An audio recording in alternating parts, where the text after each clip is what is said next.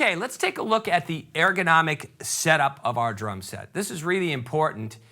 Whether you play a 4-piece kit, a 5-piece kit, or a multiple tomed kit and multiple cymbals, it's really important to start with a really good basic setup.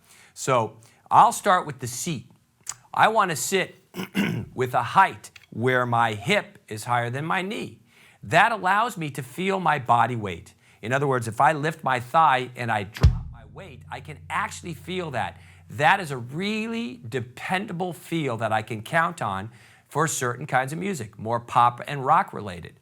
And within the context of how I sit, I want to sit in terms of developing my push of my ankle, which is the main motivator to the bass drum pedal. I want to sit with my ankle slightly in front of my knee so I can increase my range in motion. I can feel my ankle pull back and it doesn't feel restricted. If you just take your foot right now and put it underneath your knee and try to pull your toes back towards your shin, tell me how you feel. You're going to feel a little resistance and tension. We want to open that up. So as we go through the process, I just want you to become more aware. As you are developing this, you'll see what attributes you find out of this for your personal setup. Another setup for the hi-hat is that I'm not a double pedal player. So with my hi-hat foot, I basically play most of the hi-hat on the ball of my foot. And so again, that requires leg weight.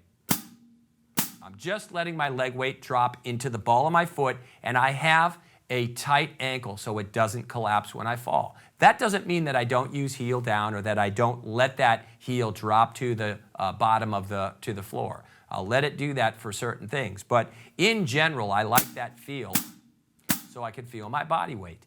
And I talk about pivot points.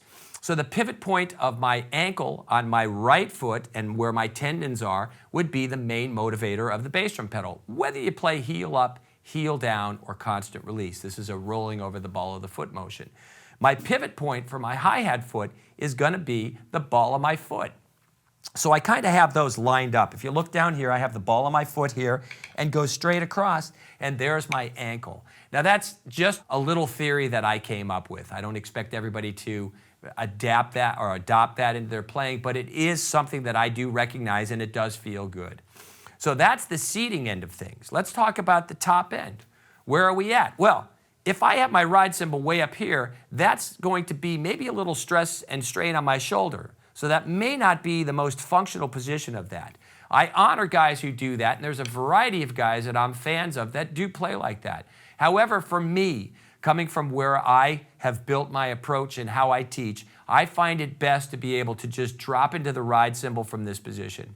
And if you note guys like Dave Weckl, when he made a transition after studying with Freddie Gruber or Neil Peart or some other guys, they really kind of repositioned what they were doing with the positioning of cymbal and tom.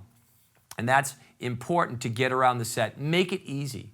Path of least resistance. We don't want to have any fight or internal struggle to get out what we're trying to play.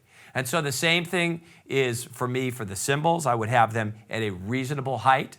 If I had multiple cymbals, I might have them higher. But for me, my general approach is 2 cymbals and maybe augmenting it with a 3rd cymbal, depending upon what style of gig I'm doing. Now, more often than not, I've been using 3 cymbals just because I love what I play and I like the balance of the cymbals that I have now. But again, going back to that, you have to just go through, sit down, and be somewhat meticulous and thoughtful about how you have things positioned. My rack tom up here is in a reasonably accessed position, and my floor tom is in a reasonably accessed position as well. I want to be able to go easily from the center of the snare drum to the toms. I don't want to have to fight with that. So those are some of the basics. What I want you to do is just give me some kind of feedback. Let me know what kind of set you play. Do you play a 4-piece? Do you play a 5-piece? Do you have a multiple set up? Maybe you have some multiple percussion in your set.